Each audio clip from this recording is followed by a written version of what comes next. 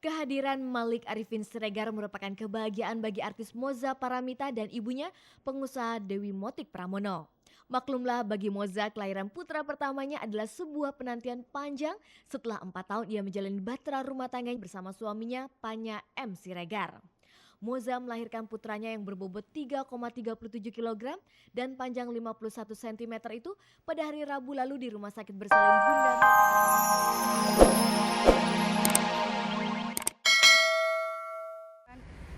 Karena semuanya adalah darimu dan saya ingin mengembalikannya kepadamu.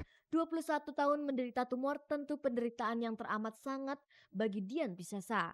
Bagaimana Dian dapat bertahan dalam kondisi seperti itu? Saya punya cinta yang besar sekali untuk Tuhan. Saya punya cinta yang kedua, kasih sayang yang besar untuk keluarga, untuk anak-anak. Jadi saya punya perjuangan hidup karena saya ingin membesarkan anak-anak, ingin melihat mereka bahagia. Selain mengelola rumah makan dalam kondisi yang belum sembuh total, Dian ternyata juga masih terus melakukan aktivitas bernyanyi.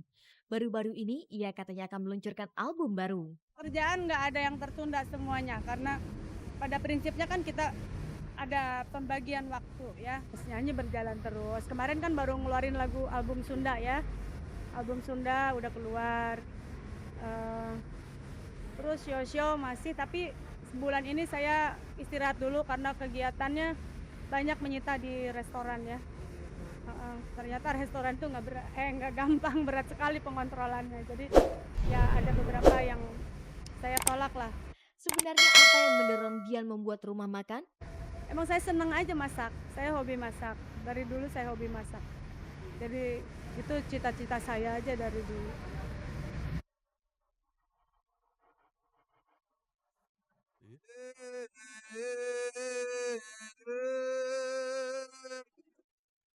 Pemirsa, berbagai peristiwa di dunia selebriti telah terjadi.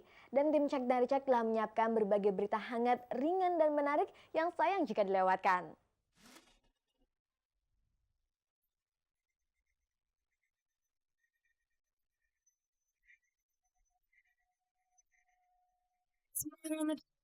Vokalis Kahitna Hedi Yunus diam-diam mengaku pernah mengkonsumsi narkoba jenis syabu-syabu dan ekstasi. Pria yang masih melajang itu melakukan perbuatan tersebut 8 tahun silam. Itu pun karena Hedi dijebak oleh temannya sendiri.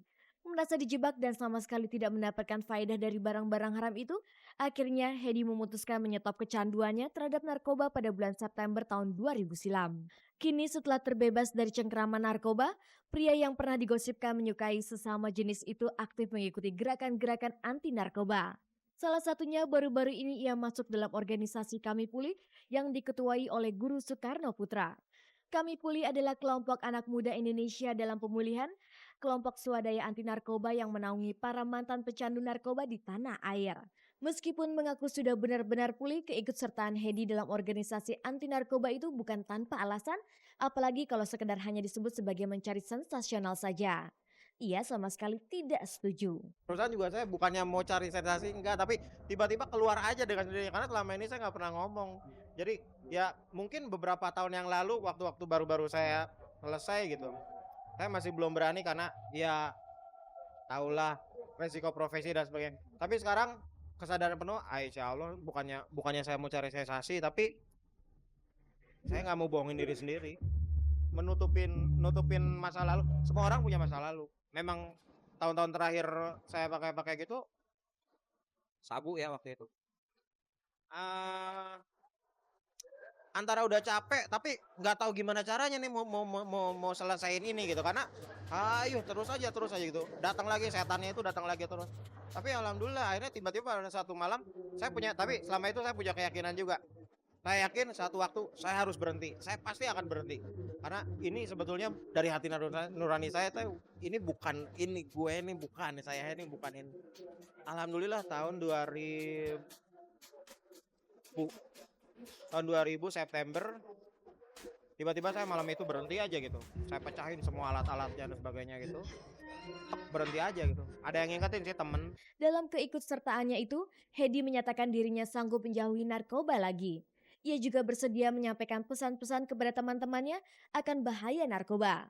Selain itu, Hedi juga bersedia menyempatkan waktunya untuk turun langsung dalam kegiatan organisasi Kami Pulih.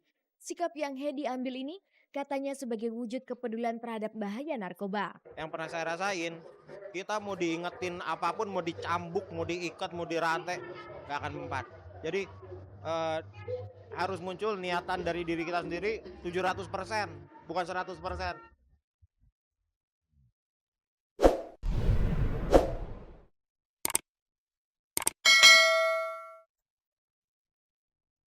Di tengah maraknya kasus hukum yang melanda kalangan selebriti akhir-akhir ini, artis Anya Dwinov tergugah hatinya untuk menggunakan jasa pengacara dalam tim manajemennya. Senin kemarin, artis yang belum lama ini mendapatkan predikat sebagai pemilik bibir terseksi itu mengumumkan soal dirinya yang telah menggunakan jasa pengacara. Menurut Anya kepada tim Cek dan Dicek dan sejumlah wartawan infotainment lain, ia memakai jasa pengacara dalam tim manajemennya tidak lain karena ia sadar betul dengan profesinya yang rentan sekali terhadap persoalan hukum.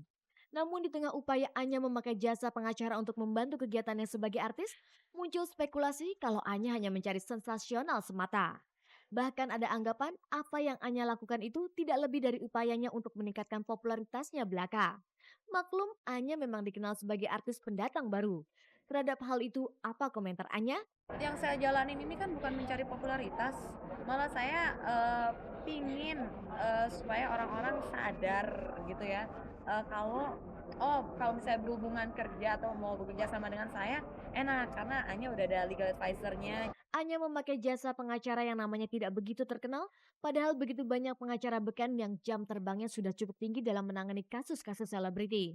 Apa alasan Anya menentukan pilihannya terhadap pengacara tersebut? Intinya sih aku tuh mencari orang yang mampu dan mau menangani aku dari segala sisi ya, apalagi dari mata hukum.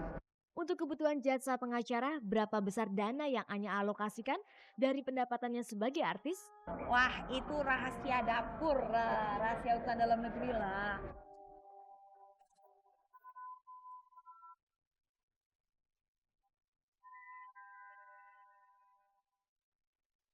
Kelahiran seorang anak merupakan kebahagiaan bagi orang tuanya. Begitu juga saat artis Moza Paramita melahirkan anak pertamanya, Malik Arifin Siregar pada hari Rabu lalu. Ia terlihat sangat bahagia menyambut kehadiran buah hatinya. Kebahagiaan juga dirasakan oleh ibunda Moza, yaitu Dewi Motik Pramono.